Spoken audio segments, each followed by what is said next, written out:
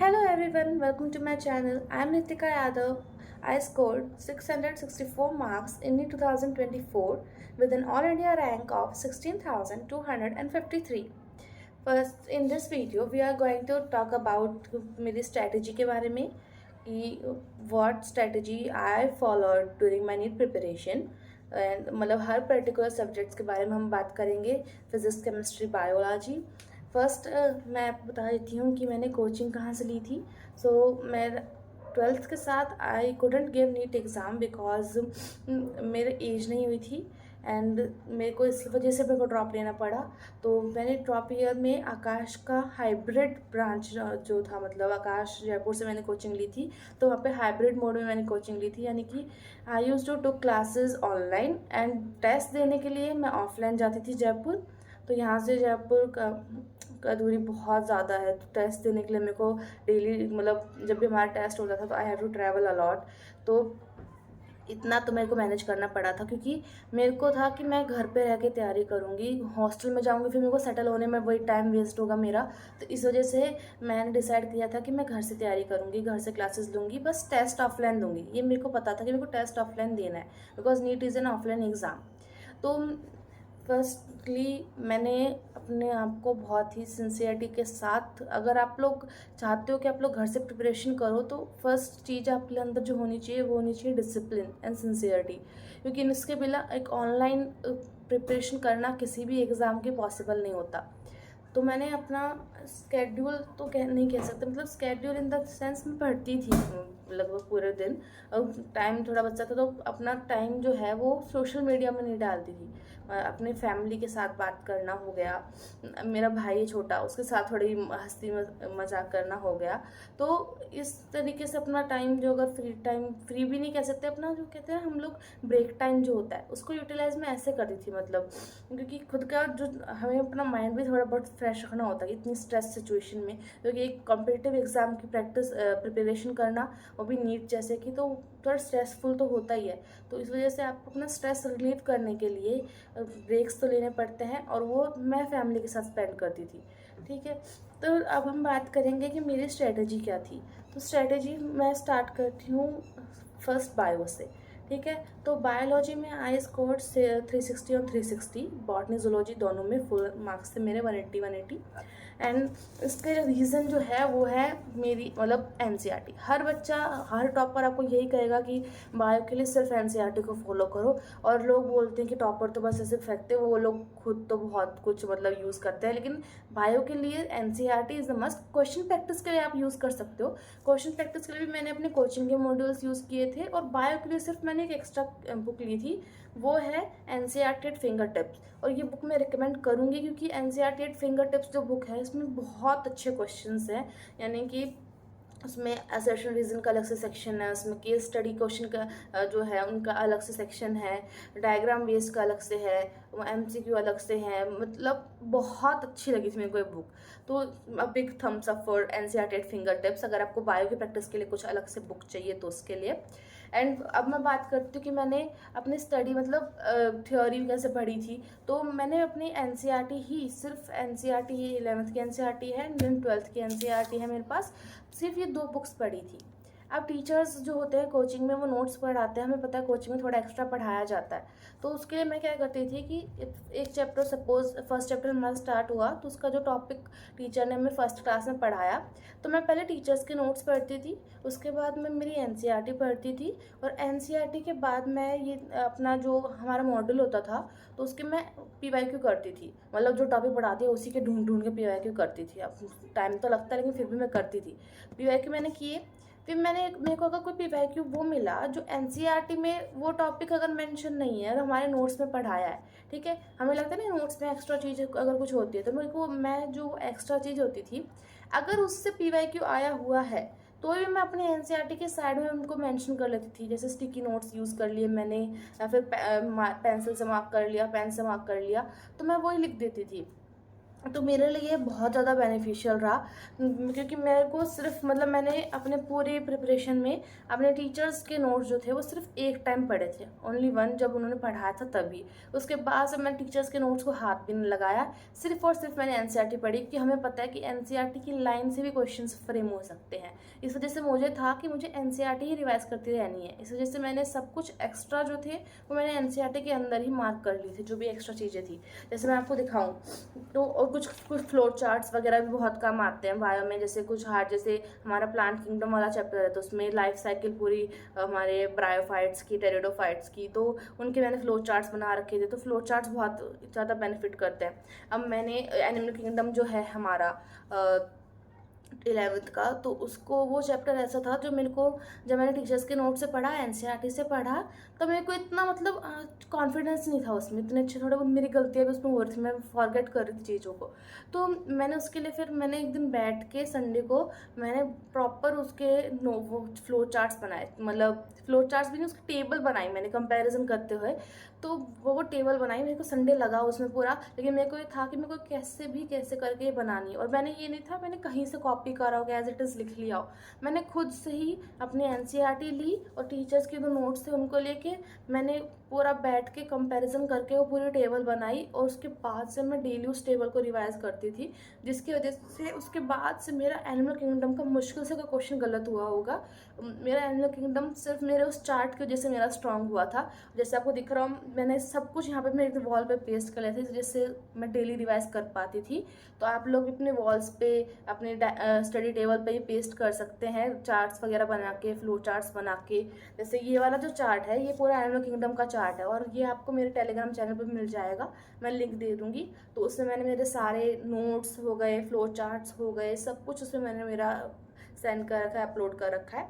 तो यहाँ पे देखिए ये जो है ये पूरा एनिमल किंगडम का चार्ट है, वो भी सिर्फ यहाँ पे है नॉन कॉर्डेट्स, और कॉर्डेट्स पे मैंने डेस्क पे लगा रखे हैं।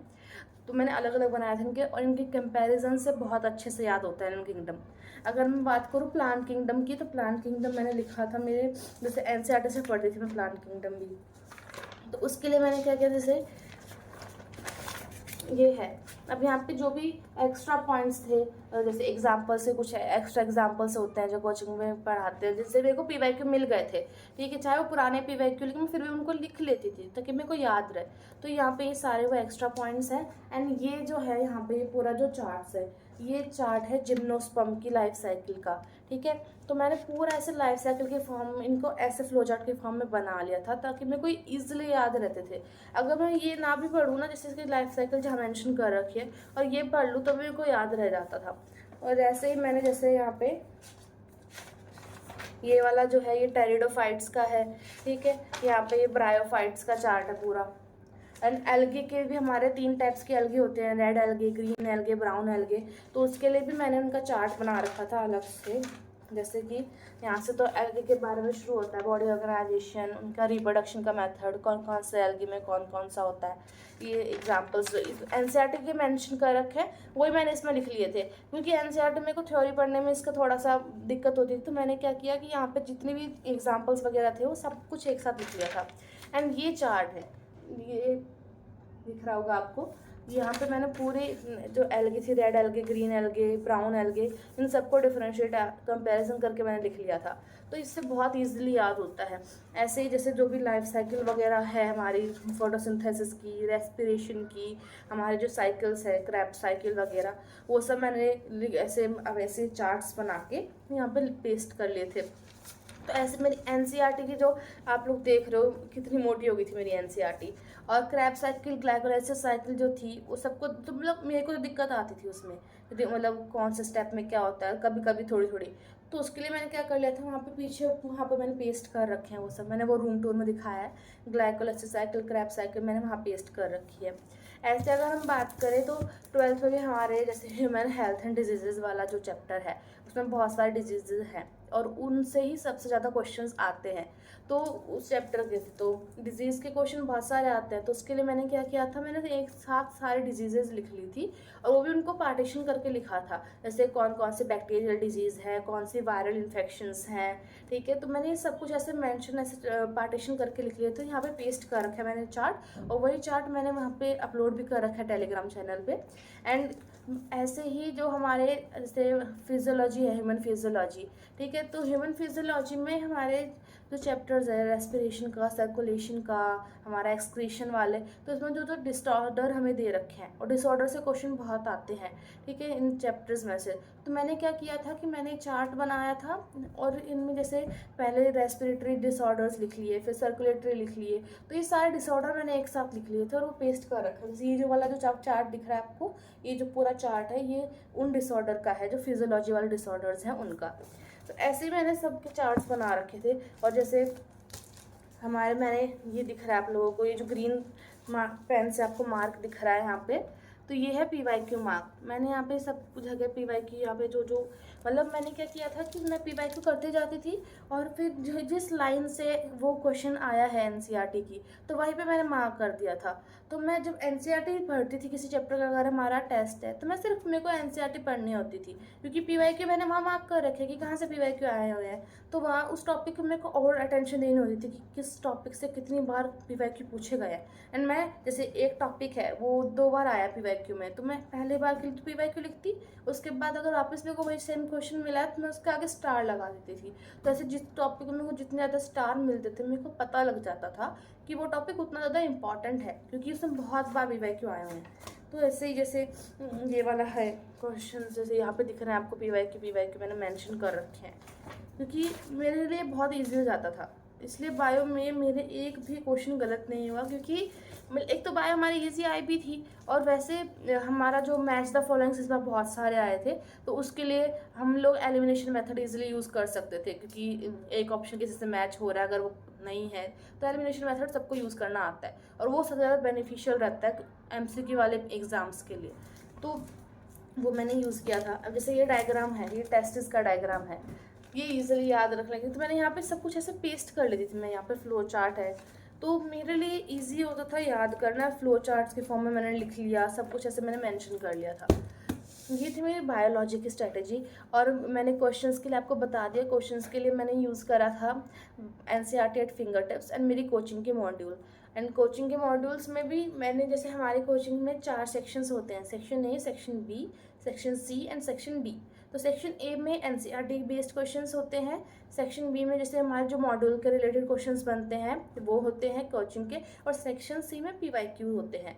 तो ये 3 तो टीचर्स हमारे कहते थे कि हर बच्चा करे, सारे बच्चे जो हैं ये 3 सेक्शंस तो करें। फिर जो लास्ट सेक्शन होता था सेक्शन D, ठीक है, उसमें थोड़े हाई लेवल के क्वेश्चंस होते थे जिनसे शायद नीट में आए भी ना। तो लेकिन मैं बायो के लिए मैंने वो क्वेश्चंस भी किए थे। तो बायो के लिए और केमिस्ट्री जो है, इन दोनों के लिए मैंने वो क्वेश्चंस किए थे, सेक्शन D वाले भी। तो हमारे ऐसे जो पार्टीशंस थे कोचिंग में कि section A, B, C, D मेरे को बहुत अच्छे लगते थे। इस वजह से मैंने डिसाइड किया था कि मैं आकाश में ही जाऊँगी। तो उसके बाद हम बात करते हैं केमिस्ट्री की। तो केमिस्ट्री जो थी उसके लिए मैंने अपने सारे शॉर्ट नोट्स बनाए थे, हर चैप्टर के शॉर्ट नोट्स मैंने बना रखे हैं। जैसे ये अमीन्स वाला चैप्टर हो गया, एंड यहाँ पे अल्कोहल, फिनॉल, ईथर भी है, एंड ऐसे ही मैंने इनऑर्गेनिक, ऑर्गेनिक सब के शॉर्ट नोट्स बनाए थे। तो मेरे लिए ये था कि मेरे को ऐसा लगे, क्योंकि हमको ऐसे फीलिंग भी होते हैं जब हम पढ़ते हैं कि हमारे पास जो है हमारे जो नोट्स हैं, ठीक है, वो टीचर्स जो पढ़ाएंगे हम साथ साथ नोट्स लिखते हैं, उसके बाद उनको पढ़ते हो बहुत सारे पेजेस हो जाते हैं। तो कई बार ऐसी फीलिंग आती है यार इतना सारा पढ़ना है, अगर कम टाइम है। और जब हमारे पास ऐसे नोट्स अगर हम उनको शॉर्ट में बना लेते हैं ना, तो ऐसे नोट्स अगर रहते हैं तो हमें पता है कि यार 4-5 पन्ने तो पढ़ना है, पढ़ के ख़त्म कर लेते हैं, पढ़ लेते हैं, रिवाइज कर लेते हैं। तो इस वजह से मैंने सारे नोट्स, फिजिक्स केमिस्ट्री दोनों में मैंने शॉर्ट नोट्स बनाए थे। एंड मैंने हर, जैसे यहाँ पे दिख रहा है आपको अल्कोहल, ईथर में, अब ये जो मैंने मार्क कर रखा है इसको येलो हाइलाइटर से हाईलाइट कर रखा है। ये ऑर्गेनिक में मैंने सारी जो भी हमारी नेम रिएक्शंस थी उनको मैंने ऐसे हाईलाइट कर लिया था, क्योंकि हमें याद रखनी पड़ती है नेम रिएक्शंस कौन कौन सी होती हैं। तो बाकी इजीली मैंने यहाँ पे सब कुछ मार्क कर रखा है। ये शॉर्ट नोट्स है मेरे, ये मैंने अपलोड कर रखा है टेलीग्राम चैनल पे, जैसे ही दिख रहा है आपको। एंड मैं क्या करती थी कि शॉर्ट नोट्स जैसे मैंने बना लिए, ठीक है, पूरा चैप्टर मेरा कंप्लीट हो गया। शॉर्ट नोट्स के लिए मैंने केमिस्ट्री में मैंने एनसीईआरटी पढ़ी थी, और केमिस्ट्री में मैंने एनसीईआरटी जैसे मैंने इनऑर्गेनिक की एनसीईआरटी पढ़ी थी और ऑर्गेनिक की पढ़ी थी, फिजिकल की मैंने एनसीईआरटी नहीं पढ़ी थी इतनी। तो मैंने उसके लिए क्या किया था कि जो मेरे पहले मैं टीचर्स के नोट्स पढ़ती थी, फिर एनसीईआरटी पढ़ती थी, उनको मिक्स करके मैं अपने शॉर्ट नोट्स बनाती थी, ठीक है। तो मतलब मेरे पास एनसीईआरटी में भी कुछ नहीं छूटा, नोट्स में से भी कुछ नहीं छूटा, ठीक है। एक्स्ट्रा चीज़ें तो मैं वैसे भी निकाल देती थी उनको। तो इस वजह से एक रिफाइंड नोट्स बन के तैयार हो जाते हैं जो आपको हेल्प करते हैं रिवाइज करने में। तो मैं ऐसे नोट्स बनाती थी, ठीक है। तो ये नोट्स जैसे कि अमीन्स का नोट्स हो गए और पीछे, और जैसे ये एनसीईआरटी में है, ये टीचर्स नोट्स में नहीं लिखवाते हैं मेजरली, तो कि जैसे हमारा ये एड्रेनालिन में कौन सा एसिड होता है, बेनेड्राइल में क्या होता है। तो ये वाला जो है ये मैं यहाँ एनसीईआरटी में था, तो मैंने यहाँ पे मेंशन कर लिया था कि कुछ और चीज़ें एनसीईआरटी से, ठीक है। मैंने जैसे यहाँ पे फ्लो चार्ट बना रखे हैं, ये सारे डायजोडाइजेशन रिएक्शन जो थी, ठीक है, उसमें हमारा क्या क्या रिएक्शंस होती, सारे एक साथ मैंने ऐसे फ्लो चार्ट्स बना रखे हैं। तो मेरे को ऐसा था कि एक जगह सब कुछ हो जाता है तो उसको रिवाइज करने में इजी होता है। तो इस वजह से मैंने केमिस्ट्री के लिए ये सारे शॉर्ट नोट्स बनाए थे, और केमिस्ट्री के लिए मैंने कोई एक्स्ट्रा बुक का यूज़ नहीं करा, अपने कोचिंग के मॉड्यूल्स यूज़ करे। और हमारे कोचिंग वाले बहुत एक्स्ट्रा बुक्स दे भी देते हैं, जैसे कि उनका एनसीईआरटी एट मैप्स भी रहता है, एनसीईआरटी लाइनर्स भी रहती हैं, और फिर हमारी जो मैप बुक हैं वो भी रहती हैं। तो वो हमारे लिए बहुत बेनिफिशियल होती थी। तो मैंने उनका जैसे मेरे सीरीज़ रहती थी, मैं पहले जो टेस्ट होंगे हमारे उनमें सिर्फ मॉड्यूल करती थी, फिर अगले टेस्ट जैसे AIATS होता है हमारा, तो उसके लिए मैं कैटलिस्ट का यूज़ करती थी। कैटलिस्ट के क्वेश्चंस भी कर लिए मैंने साथ साथ, क्योंकि उसमें हाई लेवल क्वेश्चन होते हैं। तो कैटलिस्ट और मॉड्यूल के PYQ दोनों करती थी। तो ऐसे करते करते क्वेश्चंस करती थी मैं। तो उसके बाद लास्ट का मैं बताऊंगी आपको मैंने लास्ट में क्या किया था। लास्ट का 1 मंथ मैंने क्या किया था, ठीक है, उसकी शायद मैं एक अलग से वीडियो बना दूं या फिर इसमें बता देती हूँ। तो ये अब हम बात करेंगे फिजिक्स के बारे में। तो फिजिक्स के लिए मैंने क्या किया था कि ये जो वेव्स, जैसे आपको वेव्स का चैप्टर दिख रहा है, मेरे को मेरे नोट्स में ना कलरफुल अच्छा लगता था। कई लोग बोलते हैं कि कलर करने से क्या होता है, आप ब्लैक एंड ब्लू पेन से नोट्स बना लो उस बस। तो वो आप लोगों पे डिपेंड करता है कि आपको कैसे नोट्स अच्छे लगते हैं। मेरे को अच्छा लगता था कि मेरे नोट्स पर मैं मतलब ज़्यादा कलर नहीं करती थी। मैंने डिसाइड करा था कि मैं red, green, blue, black pen use करूँगी। एक दो बार कुछ पिंक या ऑरेंज पेन यूज़ हुआ होगा, नहीं तो मैं मेजरली 4 पेन्स यूज़ करती थी। उसके लिए भी क्या कि ब्लैक ब्लू से तो नॉर्मल चीज़ें, एंड मैं जो रेड पेन से मैं जो मार्क करती थी या फिर जिसको मैं बॉक्स में क्लोज करती थी रेड पेन से, तो वो होता थी इंपॉर्टेंट चीज़ मेरे शॉर्ट नोट्स में, ठीक है। एंड ग्रीन से मार्क करूँगी तो उससे थोड़ा सा लेस इंपॉर्टेंट सेकंड नंबर पर आती थी। तो मेरे को ऐसे प्रायोरिटाइज करना अच्छा लगता था चीज़ों को, ताकि मैं रिवाइज ईजिली कर पाऊँ। तो जैसे भी वेव्स वाले चैप्टर के नोट्स हैं मेरे, जैसे मैं यहाँ पे मैंने कंपैरिजन करके बना रखा है mechanical waves, non mechanical waves वगैरह, और यहाँ पे पूरा ऐसे है। ये यहाँ पे नोट्स हैं, यहाँ तक है नोट्स, यहाँ तक है, ठीक है। उसके बाद से ये क्वेश्चन शुरू है। अब ये क्वेश्चन सारे हैं, मतलब कि मैं अपना मॉड्यूल जब करती थी, ठीक है, PYQ कर लिया मैंने, सेक्शन A सेक्शन B कर लिया। तो फिज़िक्स में जो था, मेरी फिज़िक्स थोड़ी मतलब नॉर्मल थी, नॉर्मल यानी इन द सेंस कि मेरे 120 से अबव तो नंबर आते थे हमेशा। लेकिन ये था ना कि मेरी केमिस्ट्री बायो बहुत स्ट्रांग थी। फिज़िक्स मेरी मतलब हम कह सकते हैं स्ट्रांग से थोड़ा सा कम और नॉर्मल से ज़्यादा, तो ऐसे थे। तो मेरे को फिजिक्स में क्या था कि मेरी फिजिक्स बस इतना हो जाए कि मेरे अच्छे नंबर आने चाहिए। तो मैं फिजिक्स में कहीं इधर उधर जाने की कोशिश बिल्कुल नहीं करती थी। फिजिक्स में मैंने क्या किया था, सेक्शन D के क्वेश्चंस में सॉल्व नहीं करती थी। मेरे को लगा कि एक्स्ट्रा क्यों, जो क्वेश्चंस पहले ही हैं मैं उनको रिवाइज करती रहूँ। तो मैं PYQs जो थे, जैसे हमारे जो PYQ होते थे, उनमें से मेरे को कोई क्वेश्चंस नहीं आया, या फिर कह लो मेरे को क्वेश्चन कोई इंपॉर्टेंट लगा, टीचर ने कहा इंपॉर्टेंट क्वेश्चन है, ठीक है, सेक्शन A सेक्शन B में कुछ ऐसा क्वेश्चन हुआ, टीचर्स ने कहा इंपॉर्टेंट है, तो मैं क्या करती थी कि मैं ना उन क्वेश्चंस को यहाँ पे, जैसे मैंने दिख रहे हैं ये क्वेश्चंस हैं, तो ये क्वेश्चंस मैं यहाँ पे लिख लेती थी, ठीक है। तो उसके बाद क्या होता था कि जैसे हमारा टेस्ट आ रहा है, अब हमारे टेस्ट काफ़ी फ्रिक्वेंटली होते थे, क्योंकि हम लोगों ने नीट से पहले एडमिशन लिया था। तो हमारे कोचिंग में 2 बैच थे, हमारा बैच और एक दूसरा बैच, जिनका फेज़ 1 में आते थे। तो उनके टेस्ट ना बहुत फ्रिक्वेंटली होने लग गए थे। तो उस वजह से क्या था कि या तो मॉडल पढ़ सकते हो, मॉडल क्वेश्चन कर सकते हो, या नोट्स कर सकते हो। तो मैंने क्या किया था कि मेरे जो नोट्स थे उनमें ही मैंने वो क्वेश्चंस लिख लिए थे। तो उस वजह से मेरे को क्या होता था कि मैं नोट्स पढ़ रही हूँ, उसके बाद नोट्स के तो मैं क्वेश्चंस जो इजी क्वेश्चंस हो तो मैं बना सकती हूँ इजीली। उसके बाद मैंने क्या ऐड कर रखे थे, वो क्वेश्चंस ना जो मेरे को डिफ़िकल्ट लगे, जिसमें मेरे को डाउट होता था, तो इसलिए मैंने क्या किया था, वो क्वेश्चंस यहाँ लिख लिए थे। तो अब मैं जब नोट्स पढ़ूंगी तो मेरे डाउट वाले क्वेश्चंस, डिफ़िकल्ट क्वेश्चंस, उनके सॉल्यूशन के साथ मेरे को यहीं मिल जाएंगे।